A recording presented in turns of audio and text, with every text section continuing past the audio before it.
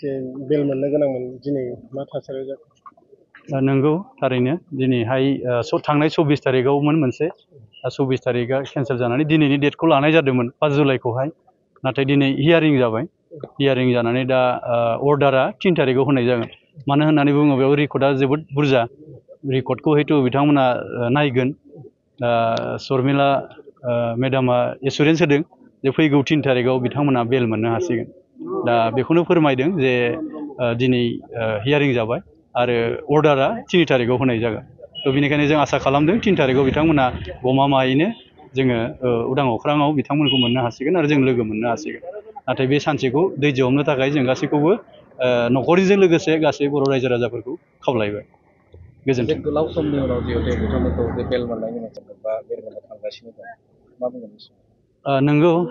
गोलाव सम बिथांमोना आखाइयाव हाथियार लानायजों लोगोसे आरो गोलाव सम गोथाङैनो गोथै बायदि बिथांमोना जोबथेसालियावनो दंमोन दा दिनै जोङो बिथांमोनजों लोगोसे जोंबो बाहेरायाव थानानैनो गोबां खस्थ' खालामनायजों एक्स एनडिएफबि वाइल्डफेयार एस'सिएशन हिसाबै आरो जोंनि बिटिआरनि मानगोनां चिफ सार प्रमद बर' दिनै गोबाङानो खस्थ' खालामदों बिथांमोनखौ उदां अख्राङाव माबोरैबो लाबोनो हागोन दा बे प्रक्रियायैनो सोलिबाय थादों आरो खामानिफोरखौ जोङो सान हर मावबोबाय थादों एक्स एनडिएफबि वाइल्डफेयार एस'सिएशन हिसाबै दिनै जोङो फैयै फैयै बिथांमोनखौ मोगथां महराव मोननायनि जोङो आसायाव दङ जों आसा खालामदों 3 तारिखआव बिथांमोनखौ अबस्से जोङो लोगो मोनगोन। बेवहाय माबाफोर जेंना जादों नामा दिनै बेलनि बाथ्राखौ मख'दों? बेबायदि बिदि जेबो जेंना गैया बिथांमोननिफ्राय रेकर्डफोरखौ नायनो थाखाय एसे सम लादों सानसे बेखिनियानो बास दिनैहाय हियारिं जाबाय आरो अर्डारा 3 तारिखआव जाहैगोन। बेनि अनगायैबो गुबुन गुबुन जायगा जेरै क'क्राझारफ्रावबो नैबे थिग बेबायदिनो बेल मोननायनि बा 35 जन मार्बेन्डेबल केसनि बेलनि बाथ्रा बे माबायदि जागोन? नंगौ नैबे जोंहा मुसलपुर थानाया बेयाव मुसलपुर कर्टआवहाय साजिसे ओमफ्राय क'क्राझार कर्टआवहाय मोनथाम केसाव गासै 36 दा बे 36आ गाबोन 2 जुलाइ बिथांमोनखौबो बे बेलनिनो जों मिजिं दङ हयथ' बेबो मोजाङै मोजां जागोन होननानै जोङो मिजिं थिदों दा गाबोन मिन्थिगोन बिथांमोननि डेटआ गाबोन ओमफ्राय गाबोननो आरो तेजपुरावबो दङ नाथाय तेजपुरनिया बेयो हियारिं बेयाव बेल जानाय नङा नाथाय क'क्राझारनिया बेल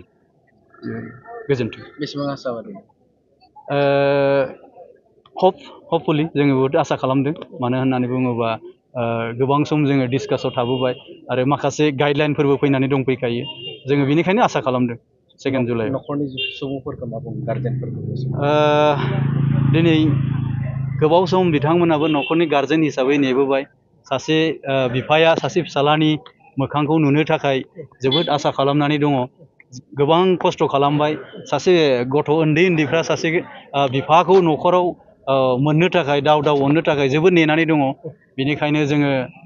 सान हर खाथिनानै बिथांमोननि साननाय बिथांमोननि आसाफ्रा जाहाथे फुलफिल जायो दिनै न'खरावहाय सासे अनजालि बिसिया नेनानै दङ जे माब्ला आंनि फिसाया सफैगोन बेखौहाय आरो सासे बिमायाबो नेनानै दं गावनि गथ'खौ माब्ला सफैगोन आंनि फिसाया न'आव थ' बेबायदियैनो जोङो मिजिंथिदों थारैनो बेफोर आसाया मोगथां महर लायोबा 2 जुलाइनिफ्राय बियो जाफुंगोन क'क्राझार जिल्लानिफ्राय जोंहा सा 32 दङ बे 32निफ्रायनो जागायगोन आरो दिनै बेवहाय इनक्लुडिं बाथा मुसलपुर कर्टआवहाय गभर्नर थानानि आन्डारावमोन इनक्लुडिं बाथा बेवहाय 11 जन बेबो 3 तारिखआव जागोन होननानै मिजिंथि होदों दा जों आसा खालामनाय थाबाय बेफोरो गासैबो मोनफा मोनफायै जेन' मोगथां महर मोनो गोजोन्थों।